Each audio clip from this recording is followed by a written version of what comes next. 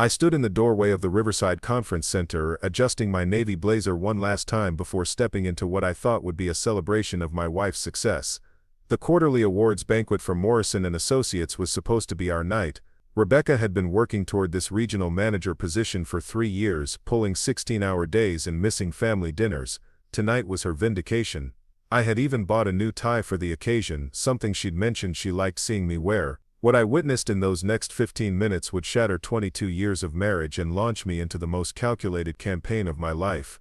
Before we jump back in, tell us where you're tuning in from, and if this story touches you, make sure you're subscribed because tomorrow I've saved something extra special for you. My name is David Chen, and at 45 I thought I understood the architecture of my life. Software development manager at a mid-sized tech firm in Portland, 2 kids in college, a mortgage that would be paid off in 8 years. I was the steady one in our marriage, the one who handled the practical details while Rebecca chased her dreams in commercial real estate. She was the fire, I was the foundation. Or so I believed until that December evening when the foundation cracked wide open. The conference center buzzed with the kind of forced energy that comes with corporate celebrations. Real estate agents in their sharpest suits, support staff dressed to impress, and enough champagne to float the company yacht. Rebecca had texted me earlier that afternoon, her excitement practically vibrating through the phone. "David, they're announcing the regional manager position tonight. I think this is it." 22 years of supporting her ambitions, of taking on extra household duties when she traveled, of being the reliable husband who never complained about cold dinners or weekend showings. Tonight was supposed to validate all of it.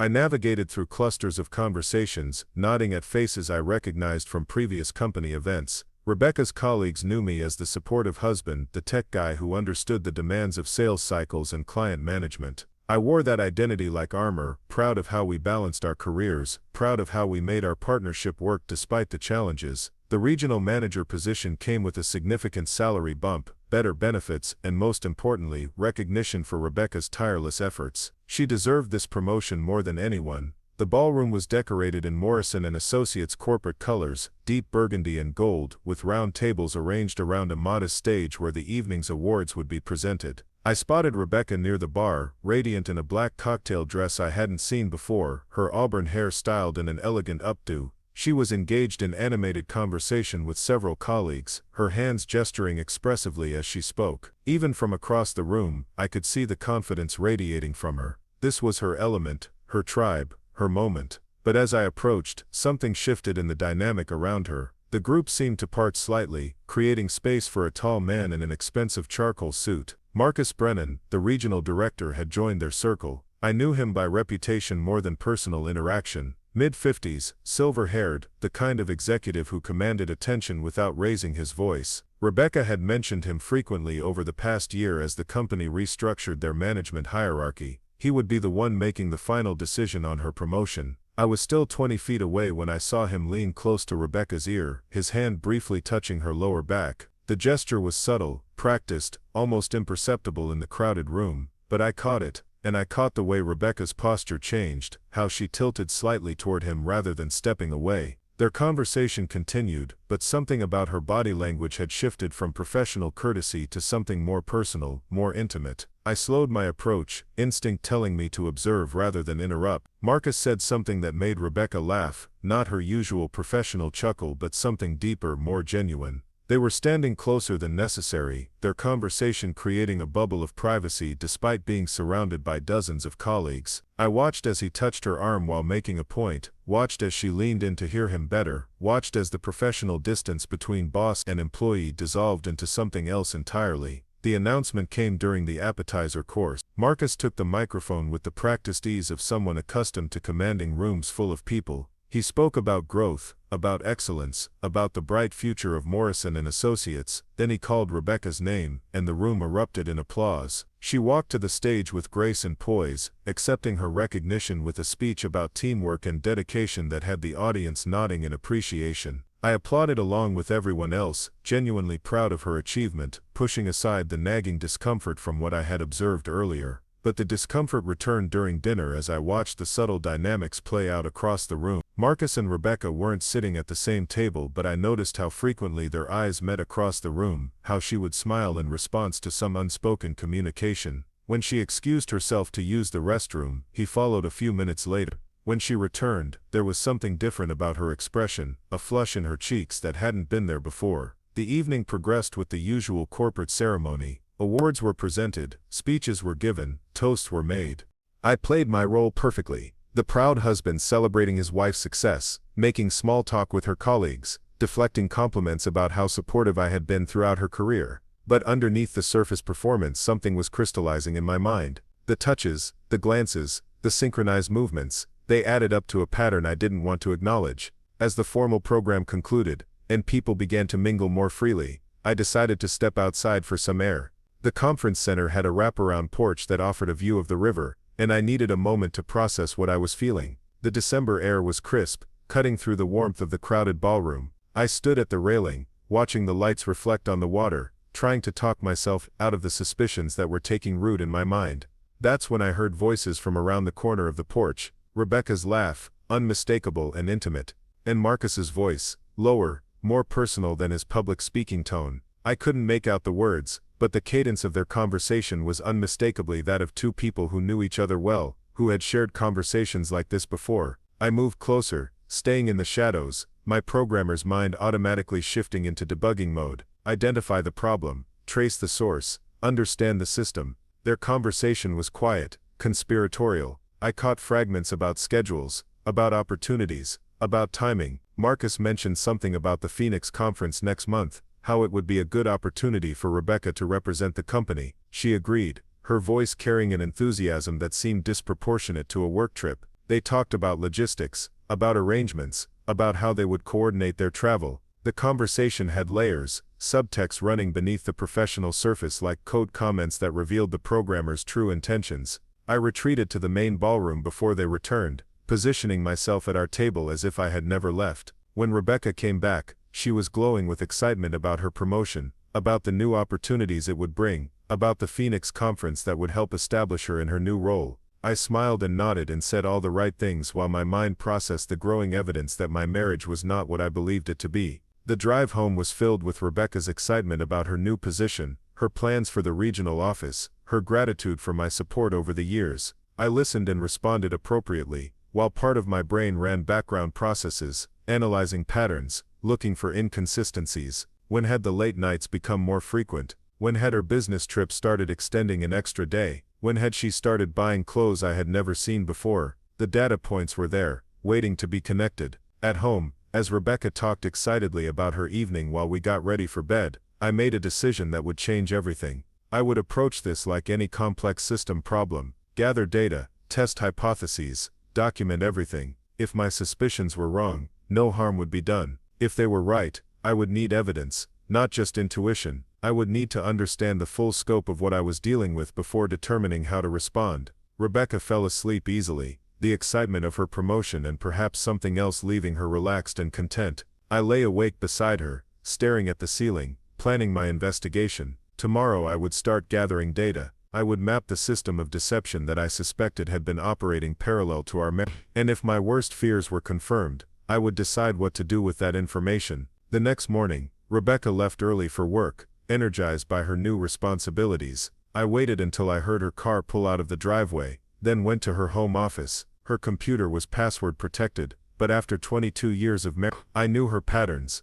She used variations of significant dates, pet names, places we had visited together. It took me 3 attempts to get into her personal laptop. Her email folders were organized with the same efficiency she brought to everything else in her life: work, personal, family, travel. But there was another folder, tucked deep in her filing system, labeled simply with Marcus's initials. I opened it with the same systematic approach I would use to debug faulty code, prepared to find either confirmation of my fears or evidence that my imagination had run away with me. The emails stretched back 8 months. They started professionally enough, discussions about market strategies, client management, territory restructuring, but gradually, the tone shifted. Personal observations crept into business discussions, compliments on her appearance, her intelligence, her dedication, references to private conversations, to moments they had shared. The language evolved from professional courtesy to something more intimate, more personal. By the 4th month, the emails had crossed clear boundaries. Marcus writing about how much he enjoyed their dinner meetings, how refreshing it was to work with someone who truly understood the business. Preparing and narrating this story took us a lot of time, so if you are enjoying it, subscribe to our channel. It means a lot to us.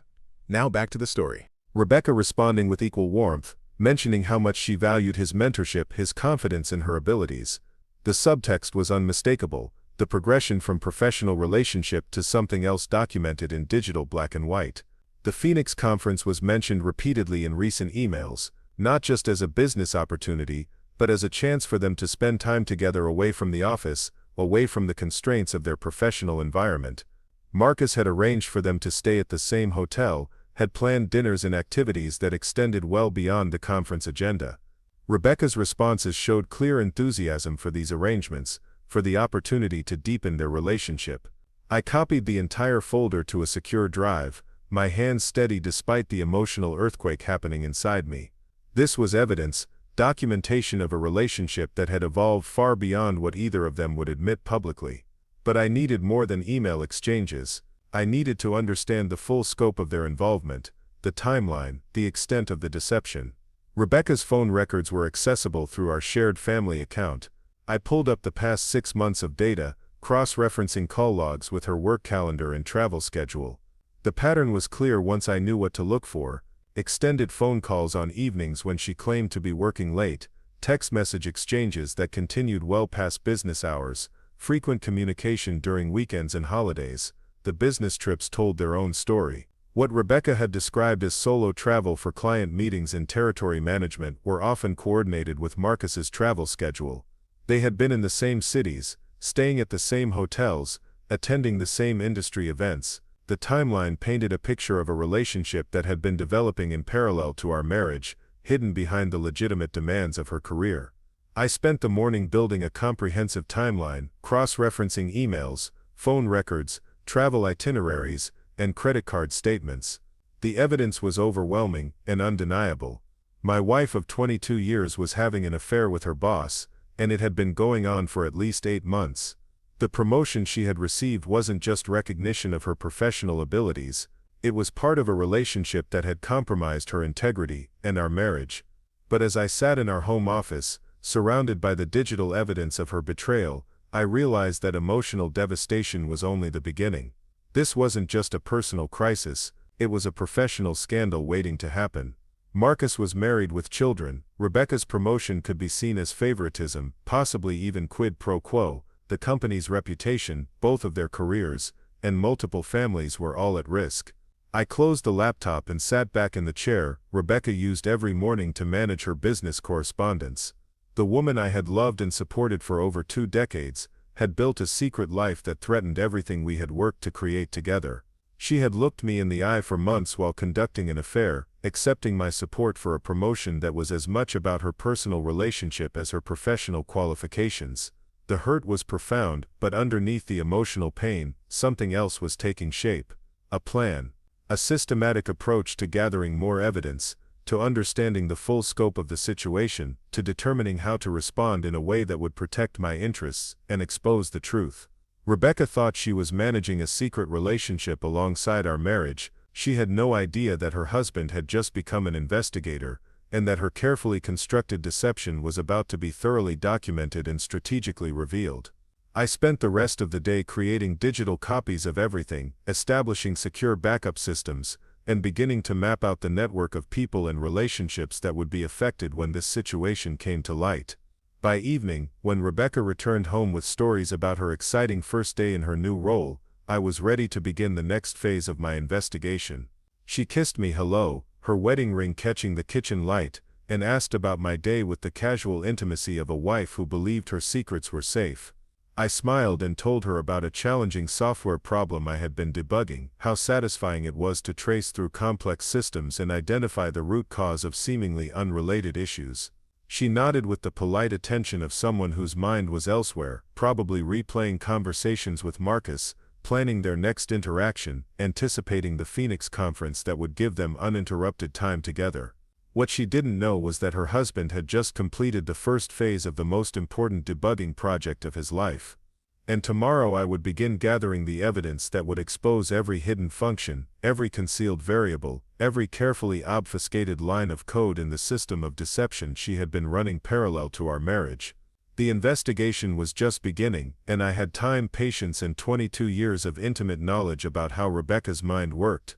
She had underestimated the man she had been lying to, the same mistake that destroys many seemingly perfect systems, a small error in assumption that would eventually bring down the entire architecture of lies she had constructed. But I would be methodical, careful, thorough. When I was ready to reveal what I had discovered, the evidence would be irrefutable, the consequences unavoidable, and the justice perfectly calibrated to match the scope of the betrayal. Rebecca thought she was playing a game where she controlled all the variables. She was about to learn that her husband had been quietly auditing her code all along. The following week brought a routine that felt like performing in a play where only I knew the script had changed. Rebecca left for work each morning with the enthusiasm of someone embracing new challenges, while I maintained the facade of the supportive husband proud of his wife's success, but beneath the surface, I was conducting the most thorough investigation of my life. Every system administrator knows that the most dangerous security breaches are the ones that operate undetected for months, quietly extracting data while maintaining normal system performance. Rebecca's affair was exactly that kind of breach, and I was about to conduct a complete forensic analysis. My first step was establishing surveillance without raising suspicion. I installed monitoring software on our shared family computer, programs that would track internet activity, email usage, and communication patterns. The software was legitimate, designed for parents monitoring their children's online activity, but it served my purposes perfectly. Every website Rebecca visited, every message she sent, every search query she made would be logged and stored in encrypted files that only I could access. The results were immediate and damning. Rebecca's internet activity showed a pattern of behavior completely at odds with the woman I thought I knew. She was researching restaurants in Phoenix, looking up luxury hotels, browsing clothing websites for outfits that never appeared in our bedroom. Her search history revealed a digital life I had never suspected, focused on maintaining an affair while managing the logistics of deception. But the most revealing discovery came through her social media activity. Rebecca had always been conservative about her online presence, maintaining professional profiles focused on real estate networking. However, the monitoring software revealed private messaging activity I had never seen before. She was using encrypted messaging apps to communicate with Marcus, applications designed to automatically delete messages after they were read. I spent my lunch breaks learning everything I could about digital forensics, about recovering deleted messages, about tracing communication patterns, even when the participants thought they had covered their tracks. The technology existed to recover much of what they thought they had permanently erased, but I needed physical access to Rebecca's phone to install the necessary software. The opportunity came that Thursday when Rebecca left her phone charging in the kitchen while she took a shower. I had exactly 15 minutes to install monitoring software that would capture every message, every call, every interaction before the data was automatically deleted. My hands were steady as I worked, muscle memory from years of software installation guiding me through the process while my mind focused on the larger implications of what I was doing. The software installed successfully, invisible to casual inspection but now providing me with real-time access to every aspect of Rebecca's digital communication. That evening as we sat watching television together, her phone buzzed with messages I could read on my own device moments after she received them. The intimate tone of Marcus's communications was shocking in its casualness, as if they had been lovers for years rather than months. Their messages revealed a relationship that had progressed far beyond what I had initially suspected. They weren't just having an affair, they were planning a future together. Marcus wrote about leaving his wife after the Phoenix conference, about finding an apartment where they could live together, about building a life that had no place for the spouses they were betraying. Rebecca's responses showed enthusiasm for these plans, excitement about finally being able to stop hiding their relationship. The timeline they discussed was aggressive and specific. Marcus would file for divorce in February, citing irreconcilable differences. Rebecca would tell me about her decision to end our marriage in March after she had secured her position in the new role. They had calculated the financial implications, the custody arrangements for Marcus's children, the division of assets that would allow them to start fresh together. My wife had been planning to destroy our marriage with the same methodical approach she brought to her most complex real estate deals, but their digital conversations also revealed vulnerabilities in their plan, weaknesses I could exploit. Marcus was worried about the company's reaction to their relationship, particularly given the timing of Rebecca's promotion. He had seen other executives face consequences for similar relationships, and he was concerned about protecting both their careers during the transition. Rebecca was worried about our children's reaction, about how to explain her decision to leave a stable 22-year marriage for her boss. Their concerns gave me insight into their decision-making process and, more importantly, their timeline. I had approximately 3 months before they planned to detonate both our marriages, 3 months to gather evidence, build my case, and determine how to respond to their betrayal. 3 months to ensure that when the truth came to light, I would be the one controlling the narrative rather than scrambling to respond to their carefully planned revelations. I began documenting everything with the precision of a criminal investigator. Every message was screenshotted and stored in encrypted files, every phone call was recorded when possible, every piece of evidence was time-stamped, categorized, and cross-referenced with their public activities. I was building a case file that would be irrefutable when the time came to present it, but I needed more than digital evidence. I needed to understand the physical reality of their affair, the logistics of how they managed to spend time together without raising suspicion. I began following Rebecca's movements, not as a jealous husband but as a methodical investigator mapping the geography of deception. Her lunch meetings were the first pattern I identified. Twice a week Rebecca would leave the office for extended lunch breaks, always claiming client meetings or property inspections. But the monitoring software on her phone showed her location during these absences, and she wasn't visiting clients or properties. She was meeting Marcus at a small hotel on the outskirts of town, a discreet location that catered to business travelers and offered the anonymity they needed. I conducted my own surveillance of the hotel, learning the staff schedules, the security camera positions, the routine patterns that would allow me to document their meetings without being detected. I rented a room across the parking lot and used a telephoto lens to photograph their arrivals and departures, building a visual record of their affair that complemented the digital evidence I was accumulating. The photographs were devastating in their intimacy. Marcus and Rebecca entering the hotel separately but within minutes of each other, embracing in the parking lot with the casualness of an established couple, leaving together after 2-hour sessions that always coincided with Rebecca's claimed client meetings. The visual evidence removed any possibility that their relationship was merely emotional or that I was misinterpreting innocent professional interactions. But the most damaging photographs came from an evening surveillance session. Rebecca had told me she was attending a company training seminar that would run late, asking me not to wait up for her. Instead of attending any seminar, she met Marcus at an upscale restaurant across town where they dined like a couple celebrating an anniversary. They held hands across the table, shared intimate conversations, and behaved with the comfort of people who had been together for years rather than months. I documented their evening from arrival to departure, capturing images that showed not just their physical affair but their emotional investment in each other. These weren't furtive meetings driven by simple attraction. This was a relationship they both valued, one they were willing to risk their careers and families to pursue. The depth of their involvement made Rebecca's daily deceptions at home even more calculating and cruel. The evidence was overwhelming, but I knew that documenting the affair was only the first phase of my investigation. I needed to understand the professional implications, the company policies they were violating, the potential legal consequences of their relationship. Marcus's position gave him authority over Rebecca's career advancement, which could constitute a violation of employment law. Their affair during the period leading up to her promotion could be seen as quid pro quo, making both of them vulnerable to lawsuits and professional sanctions. I researched Morrison Associates' employee handbook, their policies regarding romantic relationships between supervisors and subordinates, their procedures for investigating ethical violations. The company had strict guidelines that both Marcus and Rebecca were clearly violating, policies that could result in immediate termination for both parties. More importantly, the company's insurance and legal liability could be compromised by their failure to disclose the relationship before Rebecca's promotion.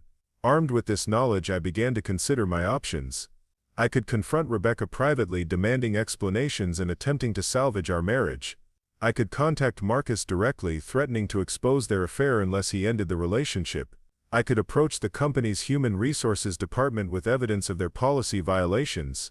Or I could take a more systematic approach, one that would ensure maximum consequences for their betrayal while protecting my own interests. The systematic approach appealed to my engineering mindset. Rather than acting impulsively based on emotion, I could construct a plan that would address every aspect of their deception methodically. I would gather additional evidence, identify all the parties who needed to know the truth, and coordinate the revelation of their affair in a way that would maximize the impact while minimizing the possibility that they could control the damage. My investigation expanded to include Marcus's background, his previous relationships within the company, his professional vulnerabilities. I discovered that this wasn't his first inappropriate relationship with a subordinate. 3 years earlier, a female employee had left the company abruptly after working closely with Marcus on a major project. The circumstances of her departure had been kept quiet, but employment records I was able to access through professional networking contacts suggested a pattern of behavior that predated his relationship with Rebecca. This discovery transformed my understanding of the situation.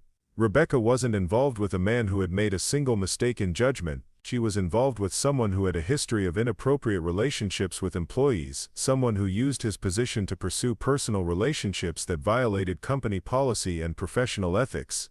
The pattern suggested that Marcus viewed the workplace as his personal hunting ground, with Rebecca being his latest target. But the pattern also suggested that Rebecca might not be as guilty as I had initially believed. If Marcus had a history of pursuing subordinates, if he had used his position to pressure or manipulate other employees, then Rebecca might be more victim than willing participant. This possibility complicated my feelings about her betrayal and made me reconsider how I should respond to the situation. I decided to investigate further to understand the dynamics of how their relationship had developed, to determine whether Rebecca had been manipulated or whether she had been an enthusiastic participant in an affair that violated both our marriage and professional ethics. The distinction mattered both for my emotional processing and for determining the most appropriate response to their betrayal. The messaging records provided insight into the development of their relationship. Marcus had initiated most of the personal contact, gradually shifting their professional interactions toward more intimate conversations. He had been the one to suggest their first private meeting, to propose the hotel arrangements, to push for a physical relationship. Rebecca's early responses showed hesitation, concern about the professional implications, worry about the ethical violations. But over time, her responses changed. The hesitation disappeared, replaced by enthusiasm and emotional investment. She began initiating contact as frequently as Marcus, suggesting meeting times, expressing affection that went far beyond physical attraction. Whatever the initial dynamics, Rebecca had become a willing and enthusiastic participant in their affair. The evidence suggested that Marcus had used his position to initiate an inappropriate relationship, but Rebecca had embraced that relationship and made it central to her life. She had lied to me daily, planned our future dissolution, and committed to building a new life with her lover. Both were guilty, though perhaps in different degrees and for different reasons. Understanding the full scope of their relationship allowed me to develop a comprehensive response plan. I would expose Marcus's pattern of inappropriate relationships with subordinates, protecting other potential victims while ensuring he faced professional consequences for his behavior. I would reveal Rebecca's participation in the affair, but in a context that acknowledged the power dynamics that had initiated their relationship.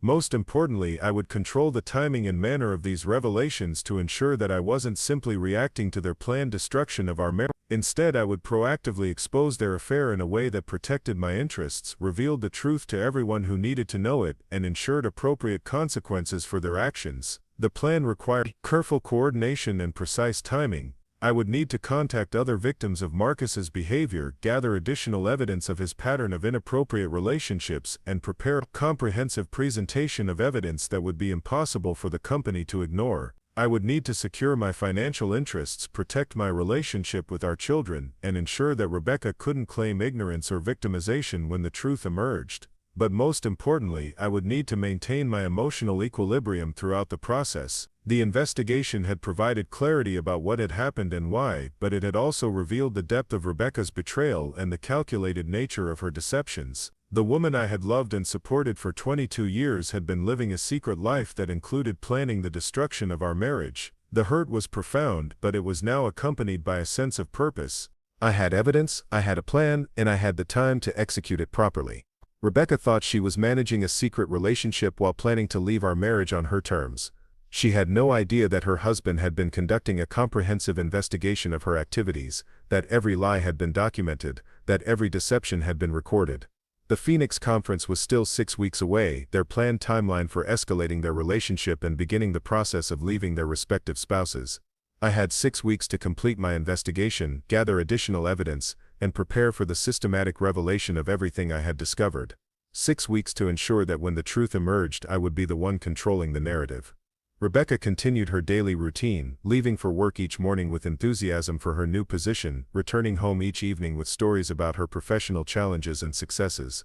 She kissed me goodbye and hello, asked about my day, shared meals and conversations that felt normal and natural. The disconnect between her public behavior and her private reality was stunning in its completeness. But I was no longer the unsuspecting husband being deceived by careful lies.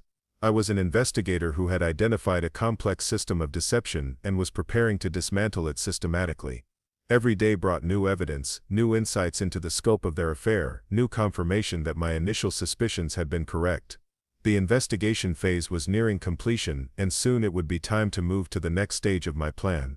The next morning brought a text message from Marcus to Rebecca that changed everything. Phoenix conference moved up 2 weeks. Can you adjust your schedule? We need to finalize our plans sooner than expected. Rebecca's response was immediate and enthusiastic. Of course, this could be even better timing for everything we discussed. Their accelerated timeline meant I had to compress my investigation and move more quickly than I had planned.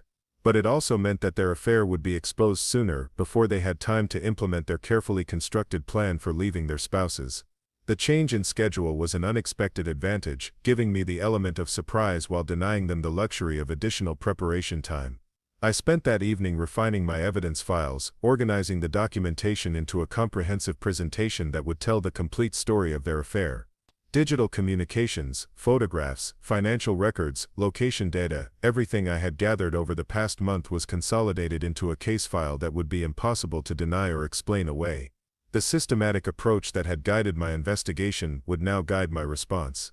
I would reveal their affair in a coordinated manner that would ensure maximum impact while protecting my own interests.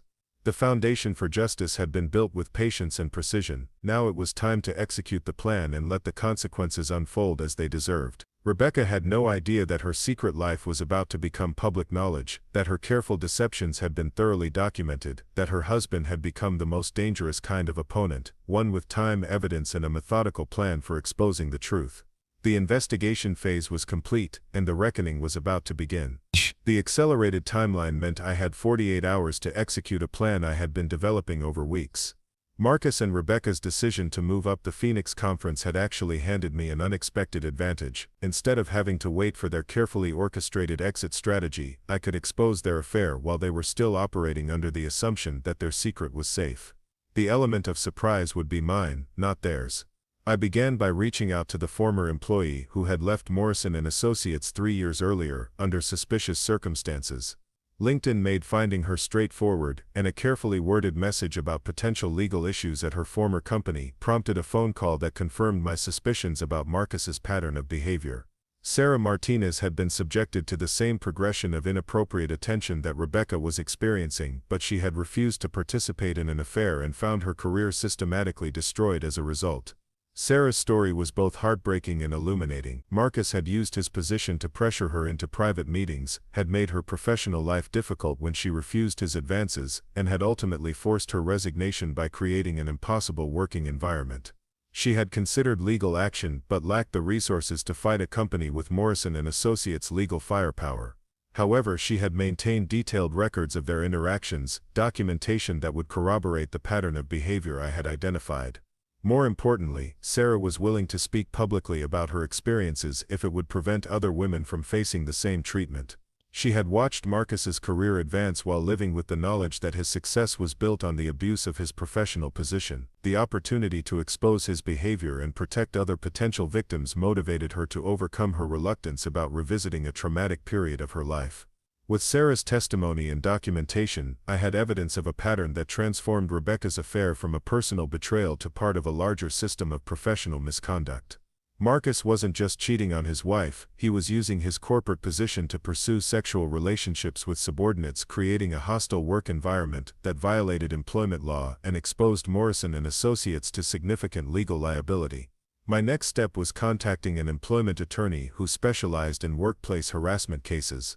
The initial consultation confirmed that Marcus's behavior constituted a clear violation of employment law, particularly given his supervisory relationship with both Sarah and Rebecca. The attorney was interested in pursuing a case against Morrison and Associates, especially with the documentation I had gathered and Sarah's willingness to testify about her experiences. But the attorney also provided strategic advice about timing and approach. Rather than filing a lawsuit immediately, which would alert Marcus and Rebecca to the exposure of their secret, we should present the evidence to Morrison Associates Board of Directors and senior management first. This would give the company an opportunity to respond appropriately while creating a documented record of their knowledge of Marcus's misconduct. The approach would also protect Rebecca to some degree, framing her affair as the latest example of Marcus's pattern of exploiting his professional position rather than simply as adultery. While she had certainly participated willingly in their relationship, the power dynamics and his history of targeting subordinates provided context that could mitigate some of the professional consequences she would face. I spent the next day preparing a comprehensive presentation for Morrison Associates leadership. The evidence file included digital communications between Marcus and Rebecca, photographs of their meetings, documentation of Sarah's experiences, employment records showing the correlation between Marcus's inappropriate relationships and his target's career outcomes, and a timeline demonstrating the pattern of his behavior over several years. The presentation was designed to be irrefutable and comprehensive, leaving no room for denial or minimization. Morrison and Associates would be forced to take immediate action or risk significant legal and financial consequences. The board would have no choice but to investigate thoroughly and respond decisively to protect the company's interests. But before approaching the company, I needed to secure my personal interests and prepare for the inevitable confrontation with Rebecca. I consulted with a divorce attorney, providing evidence of her affair and outlining my goals for the dissolution of our marriage. The attorney confirmed that the documentation of Rebecca's infidelity would significantly strengthen my position in divorce proceedings, particularly regarding property division and any potential alimony claims. More importantly, the attorney helped me understand how to protect our children from the worst effects of the scandal that was about to engulf their mother. Our daughter was in her junior year of college, our son in his freshman year, and both needed to be prepared for the public exposure of their parents' marriage breakdown. The attorney recommended involving a family counselor who could help navigate the emotional complexities while protecting the children's relationships with both parents. With legal counsel secured and a comprehensive strategy developed, I was ready to execute the plan that would expose Marcus and Rebecca's affair while protecting my own interests. The timeline was aggressive, but the evidence was overwhelming and the legal framework was solid. Everything was in place for a coordinated revelation that would ensure appropriate consequences for their betrayal. The first move was scheduling a meeting with Morrison Associates Board of Directors. I contacted the board chairman directly, explaining that I had evidence of serious misconduct by senior management that required immediate attention. The gravity of my tone and the specificity of my concerns prompted an emergency board meeting scheduled for the following afternoon, just hours before Marcus and Rebecca were planning to leave for their rescheduled Phoenix conference. That evening, Rebecca returned home with excitement about her upcoming travel, sharing details about the business opportunities the conference would provide and her plans for representing the company at various networking events. Her enthusiasm was genuine, unaware that her secret relationship with Marcus had been thoroughly documented and was about to be exposed to her company's leadership. I maintained normal conversation throughout dinner, asking appropriate questions about her travel plans and expressing supportive interest in her professional opportunities. The disconnect between her excitement and the reality of what awaited her was striking, but I had learned to compartmentalize my emotions during the investigation phase, and I continued that discipline through our final evening of normal interaction. After Rebecca went to bed, I reviewed my presentation materials one final time, ensuring that every piece of evidence was properly organized and that the narrative flow would be clear and compelling. The documentation told a story that was impossible to dispute. Marcus had used his position to pursue sexual relationships with subordinates, creating legal liability for Morrison Associates while advancing his own career. Rebecca's promotion was compromised by their affair, raising questions about favoritism and quid pro quo that could expose the company to additional legal challenges. The next morning, Rebecca left for work with her usual kiss goodbye, mentioning that she would be leaving early to pack for Phoenix and handle some last-minute conference preparations. She had no idea that her final day at Morrison Associates was about to unfold in a way that would destroy both her career and her secret relationship. I arrived at Morrison Associates headquarters 30 minutes before my scheduled meeting with the board.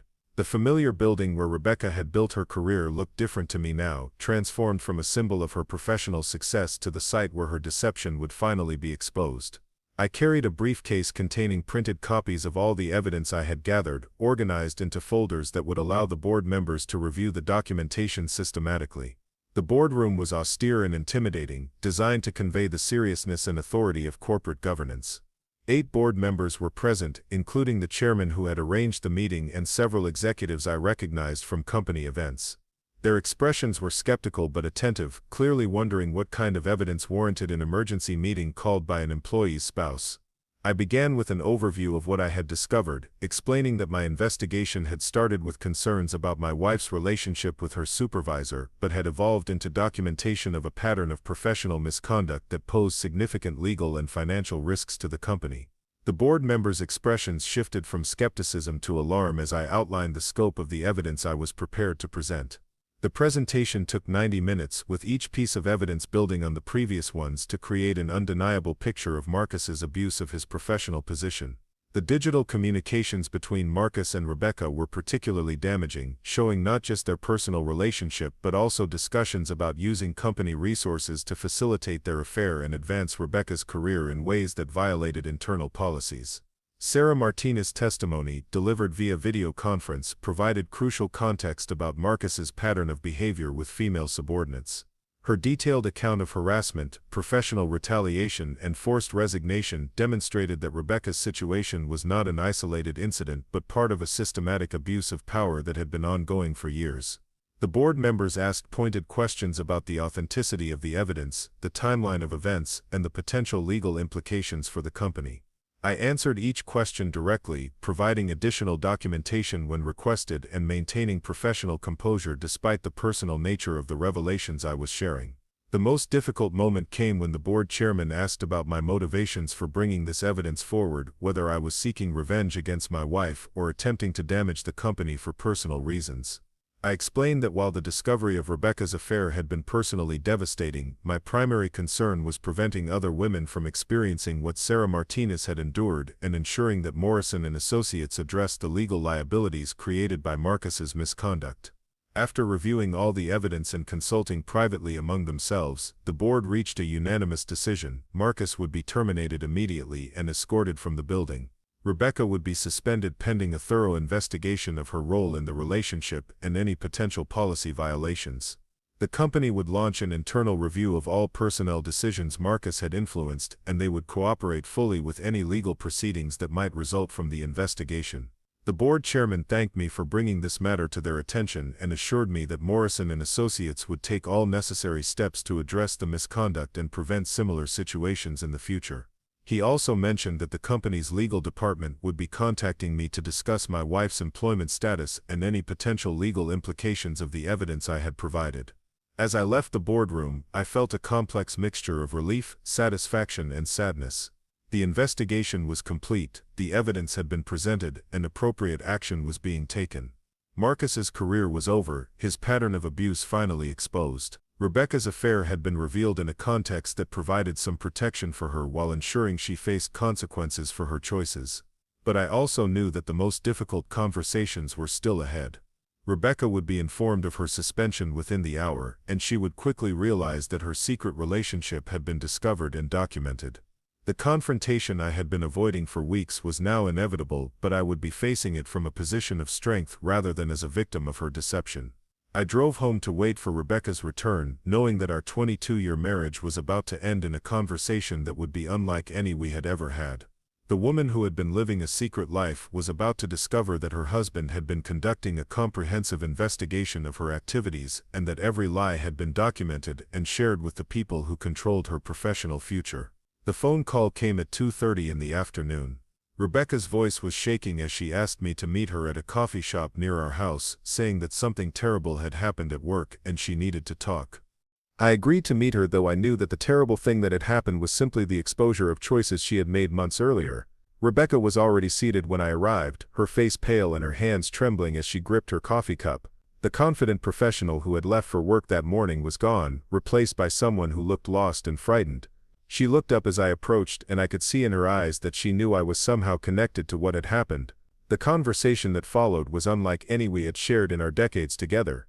Rebecca began by trying to explain that her relationship with Marcus had started innocently, that she had never intended for it to become personal, that the promotion she had received was based on her professional qualifications rather than their relationship. But as she spoke, I could see her realize that the specificity of the company's response suggested they had detailed evidence of her affair. When she finally asked directly whether I had known about her relationship with Marcus, I responded by placing a folder on the table between us. Inside were copies of their digital communications, photographs of their meetings, documentation of their travel coordination, and a timeline showing the development of their affair alongside her career advancement. The evidence was overwhelming and undeniable, making any attempt at explanation or justification impossible. Rebecca's reaction progressed through several stages as she reviewed the evidence. Initial shock at the comprehensiveness of what I had gathered gave way to anger at what she characterized as an invasion of her privacy. The anger was followed by attempts at justification, explanations about how the relationship had developed and why she had felt unable to end it. Finally, she reached something approaching honesty about her feelings for Marcus and her plans for our marriage. The conversation lasted 3 hours, covering 22 years of marriage, months of deception, and the immediate practical considerations of how to proceed with divorce proceedings and custody arrangements for our adult children. Rebecca admitted that she had planned to leave our marriage after the Phoenix conference, that she and Marcus had discussed building a life together, that she had been living a double life for months while planning our family's dissolution. But she also revealed the emotional complexity of her situation, the ways that Marcus had used his professional position to initiate and maintain their relationship, the pressure she had felt to participate in an affair that violated her personal values, and the gradual transformation of her feelings from professional admiration to romantic attachment. Her account didn't excuse her choices, but it provided context that helped me understand how the affair had developed and why she had felt unable to end it. By the end of our conversation, we had reached agreement on the practical elements of ending our marriage. Rebecca would move out of our family home while we worked through divorce proceedings. We would work together to explain the situation to our children in a way that minimized their emotional trauma while being honest about the reasons for our separation. We would divide our assets equitably and work through custody arrangements that prioritized our children's well-being. Most importantly, we agreed that our marriage was over, but that our relationship as co-parents would continue. Despite the betrayal and deception, we had shared more than 2 decades of life together and had children who needed both parents to remain stable and supportive during a difficult transition. The personal hurt I felt didn't diminish my commitment to ensuring that our family survived the dissolution of our marriage. Rebecca moved out that evening, staying with a friend while she looked for a permanent living arrangement. The house felt different immediately, quieter, but also more honest. The performance of normal marriage that had continued during my investigation was over, replaced by the reality of processing betrayal and planning for a different kind of future. The next morning brought a phone call from Morrison Associates' legal department. Marcus had been terminated, his access to company systems revoked, and his final paycheck processed. Rebecca remained suspended while the company completed their investigation, but her employment status would likely be resolved within the week. The attorney indicated that the company was taking the matter seriously and implementing policy changes to prevent similar situations in the future. Marcus's termination had immediate ripple effects throughout Morrison Associates. His direct reports were reassigned to other supervisors, his active projects were transferred to other managers, and his access to company facilities and resources was completely eliminated. The speed and thoroughness of the company's response sent a clear message about their commitment to addressing professional misconduct. But the personal consequences for Marcus extended beyond his employment. His wife learned about the affair through the company's investigation, leading to the immediate breakdown of his marriage and custody battles over their children. His professional reputation in the industry was damaged, making it unlikely he would find comparable employment in the near future. The pattern of behavior that had seemed to serve his interests for years had finally resulted in the destruction of both his career and his personal life. Rebecca's situation was more complex. While her participation in the affair was undeniable, the context of Marcus's history and the power dynamics of their relationship provided some protection from the most severe professional consequences. After a thorough investigation, Morrison Associates decided to allow her to resign rather than face termination, preserving her ability to seek employment elsewhere, while acknowledging that her position with the company was no longer viable. The decision to allow Rebecca to resign rather than face termination was influenced by several factors, including the evidence of Marcus's pattern of targeting subordinates, her otherwise exemplary professional record, and the company's desire to avoid additional legal complications. However, her promotion to regional manager was revoked, and her departure from the company was immediate and permanent. Our children took the news of our divorce with more maturity than I had expected. Both were old enough to understand the complex dynamics of adult relationships, and both expressed support for my decision to end a marriage that had been compromised by betrayal. They were disappointed by their mother's choices but committed to maintaining relationships with both parents during a difficult transition. The legal proceedings moved forward efficiently, with both Rebecca and I motivated to complete the divorce process quickly and amicably. The evidence of her affair simplified the property division and eliminated any possibility of alimony claims.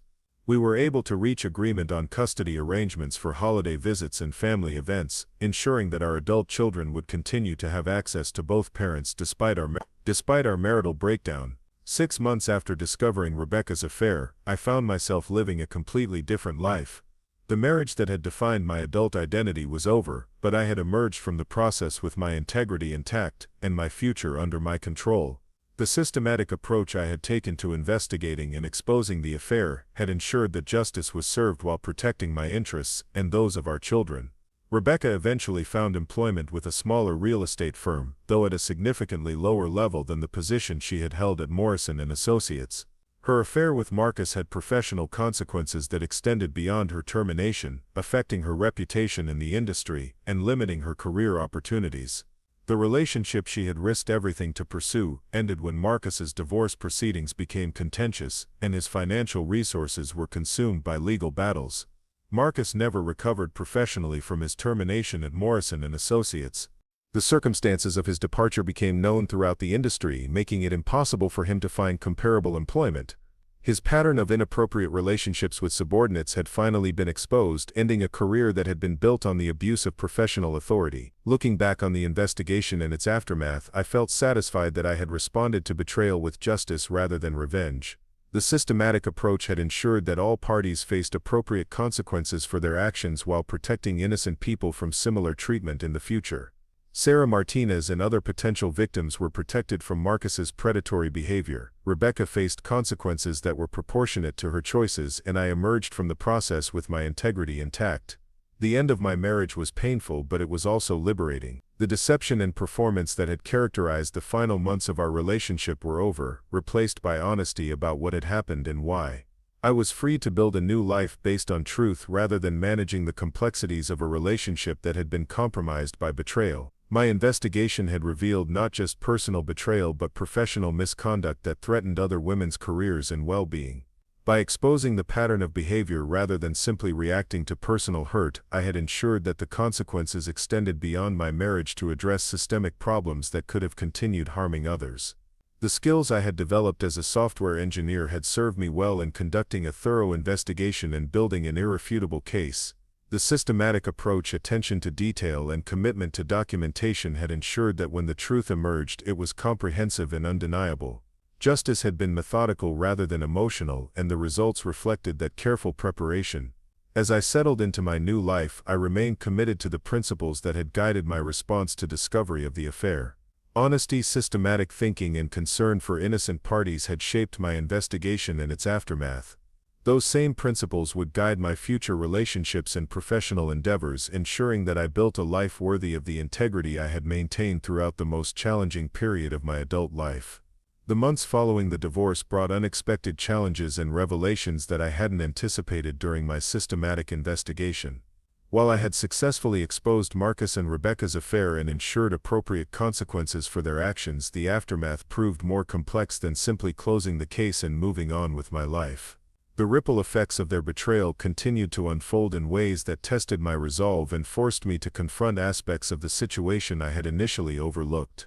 The first complication arose when Rebecca's younger sister contacted me 3 weeks after the divorce was finalized. Jennifer had always been the family member I felt closest to outside of my immediate household, and her call came as a complete surprise. She explained that Rebecca had been staying with her since leaving our home and that the conversations they had shared revealed details about the affair that I had never discovered during my investigation. According to Jennifer, Rebecca's relationship with Marcus had begun during a company retreat 18 months earlier, not 8 months as I had determined from the digital evidence.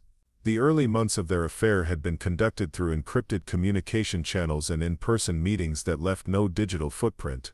Rebecca had been more careful about concealing the relationship initially, only becoming careless with her digital communications as she grew more confident that I suspected nothing. This revelation forced me to reconsider the timeline I had constructed and acknowledge that Rebecca's deception had been even more extensive than I had realized. She had been living a double life for nearly 2 years, perfecting the performance of being a devoted wife while conducting an affair that she had planned from the beginning to culminate in leaving our marriage. The depth of her planning and the duration of her deception added new layers to my understanding of what our relationship had actually been. But Jennifer's call also revealed something that made me question my own actions during the investigation. Rebecca had apparently confided that she had suspected I was monitoring her communications during the final weeks before the exposure. She had noticed subtle changes in my behavior, small inconsistencies in my reactions to her stories about work, and an unusual interest in her travel schedule. Rather than confronting me or altering her communication patterns, she had continued the affair while knowing that I was likely gathering evidence. This information suggested that Rebecca had made a conscious choice to allow me to document her betrayal rather than ending the affair or attempting to repair our marriage. She had known that discovery was likely, had understood the potential consequences for her career and our family, but had continued the relationship because she valued it more than preserving our marriage or protecting herself from professional fallout. The realization that Rebecca had chosen her affair over our marriage, even while knowing I was investigating, added a new dimension to my emotional processing of the betrayal. It wasn't just that she had been unfaithful or deceptive, it was that she had made a deliberate choice to prioritize her relationship with Marcus over everything else in her life, including the well-being of our children and the stability of our family. Jennifer also shared that Rebecca had expressed regret about the way the affair had been exposed, not because she regretted the relationship itself, but because she had hoped to manage the transition more carefully to minimize the impact on our children and her career. She had planned to gradually prepare me for the end of our marriage, creating a narrative about growing apart and wanting different things from life. The systematic exposure of her affair had denied her the ability to control that narrative and protect herself from the full consequences of her choices. This information helped me understand Rebecca's reaction during our coffee shop confrontation, her anger at what she had characterized as an invasion of privacy. She hadn't been angry that I had discovered her affair, she had been angry that I had documented it so thoroughly that she couldn't manage the story of our divorce on her terms. My investigation had stripped away her ability to present herself as someone who had simply fallen out of love rather than someone who had systematically betrayed her marriage. The conversation with Jennifer also revealed that Marcus's termination from Morrison Associates had not ended his attempts to maintain the relationship with Rebecca. He had continued pursuing her even after losing his job, promising that they would build a new life together once the immediate crisis passed. Rebecca had initially been receptive to these overtures, but his increasingly desperate behavior and deteriorating financial situation had eventually convinced her that their relationship had no viable future. According to Jennifer, Rebecca had finally ended the relationship with Marcus 6 weeks after my presentation to the board of directors. The man who had seemed powerful and confident when he was using his professional position to pursue subordinates had become needy and unstable when stripped of that authority. The affair that had seemed worth risking everything to pursue had lost its appeal when it was no longer supported by the dynamics of workplace power and secrecy. This information provided closure on a question that had been troubling me since the exposure of their affair. I had wondered whether Rebecca and Marcus would continue their relationship despite the professional and personal consequences, whether the love they had professed in their digital communications would survive the loss of their careers and marriage. Was of their careers? Well, imperceptum one eyes. Was unable, imperceptum one eye. Learning that their relationship had collapsed under the pressure of real-world consequences validated my assessment that their affair had been built on fantasy and power dynamics rather than genuine compatibility. But Jennifer's revelations also raised questions about my own motivations and methods during the investigation. She suggested that Rebecca believed my systematic approach to gathering evidence had been driven more by a desire for revenge than a commitment to justice. The thoroughness of my documentation, the coordination of my presentation to the board, and the timing of my revelations had all been designed to maximize the consequences for Rebecca and Marcus while protecting my own interests. This characterization of my actions forced me to examine my own motivations more honestly. While I had framed my investigation as a pursuit of justice and protection for other potential victims, there was no denying that personal hurt and anger had also driven my systematic approach to exposing their affair. The satisfaction I had felt when learning about the consequences they faced suggested that revenge had been a more significant factor in my actions than I had been willing to acknowledge.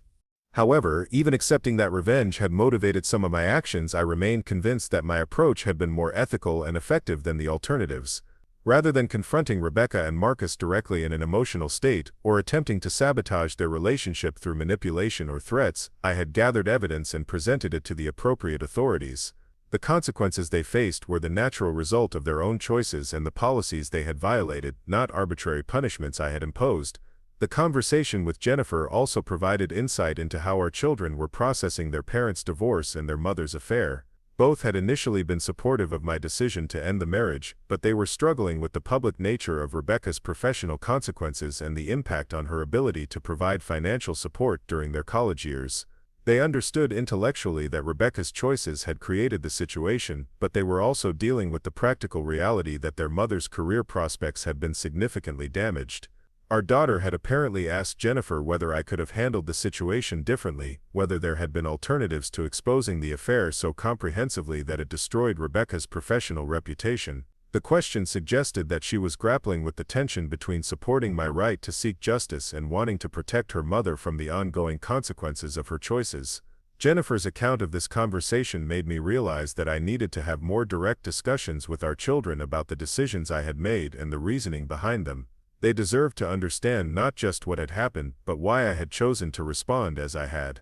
They needed to know that I had considered alternatives and had chosen the systematic approach because I believed it was the most ethical way to address both personal betrayal and professional misconduct. These conversations with our children proved more difficult than I had anticipated. While they supported my right to end the marriage and understood that Rebecca's affair had been a fundamental betrayal of our family, they also struggled with the broader consequences of my actions.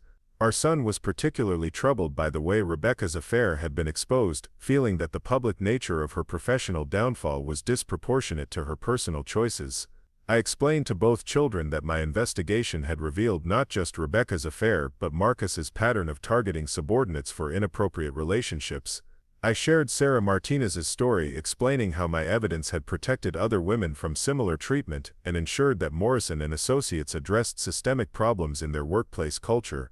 I helped them understand that the consequences Rebecca faced were not just punishment for adultery but the natural result of participating in a relationship that violated professional ethics and employment law. These conversations helped our children develop a more nuanced understanding of the situation, recognizing that complex problems often require systematic solutions rather than simple emotional responses. They came to appreciate that my approach, while thorough and consequential, had been designed to address multiple levels of misconduct while protecting innocent people from similar treatment. The discussions also helped me process my own actions more completely. Explaining my reasoning to our children forced me to articulate the principles that had guided my investigation and to acknowledge both the ethical foundations and the personal motivations that had shaped my response. I was able to own the fact that hurt and anger had influenced my actions while maintaining that those emotions had led me toward justice rather than arbitrary revenge. 6 months after our divorce was finalized, I received an unexpected phone call from Morrison Associates' new compliance officer. The company had completed their internal review of personnel decisions influenced by Marcus, and they had identified several additional cases where his inappropriate relationships had affected career outcomes. They were implementing comprehensive policy changes and wanted to thank me for bringing the initial evidence to their attention. The compliance officer also informed me that Sarah Martinez had decided to pursue legal action against the company, using my evidence as part of a broader case addressing the hostile work environment that had forced her resignation. Morrison Associates was taking the lawsuit seriously and working toward a settlement that would provide appropriate compensation while implementing systemic changes to prevent similar situations. This information validated my decision to expose Marcus's pattern of behavior rather than simply addressing Rebecca's affair as a private matter. The systematic approach had indeed protected other women and forced institutional changes that would benefit future employees. The consequences had extended far beyond my personal situation to address problems that could have continued harming others for years. Learning about Sarah's lawsuit also prompted me to reflect on the different ways people respond to injustice and betrayal. Sarah had initially chosen to leave her situation quietly, avoiding confrontation but also allowing the problems to continue. I had chosen systematic documentation and coordinated exposure, ensuring consequences but also creating broader disruption. Neither approach was inherently superior, but my choice had led to outcomes that extended beyond personal vindication to institutional change. As I settled into my new life as a divorced man, I found myself applying the systematic thinking that had guided my investigation to other areas of personal growth and development. The skills I had developed in gathering evidence, analyzing patterns, and coordinating complex responses proved valuable in professional contexts and personal relationships. The experience had taught me that methodical approaches to complex problems often yield better results than emotional reactions, even when the problems are deeply personal. The end of my marriage had been painful, but it had also been educational in ways I hadn't anticipated. I had learned that systematic investigation could reveal truths that emotional reactions might miss. I had discovered that coordinated responses to complex problems could achieve multiple objectives simultaneously. Most importantly, I had confirmed that integrity and methodical thinking could guide effective action, even in the most emotionally charged situations. Looking back on the entire experience, from the initial discovery of Rebecca's affair through the final resolution of all legal and professional consequences, I remain convinced that I had chosen the most ethical and effective approach available. The systematic investigation had ensured that justice was served, that innocent people were protected, and that institutional changes were implemented to prevent similar problems in the future. The personal cost had been significant, including the end of a 22-year marriage and the disruption of our family structure. But the alternative approaches, including private confrontation or allowing the affair to continue, would have led to different costs without addressing the broader issues that my investigation had revealed. The systematic approach had been difficult, but it had been right in ways that simpler responses could not have achieved. Up next, you've got two more standout stories right on your screen. If this one hit the mark, you won't want to pass these up. Just click and check them out.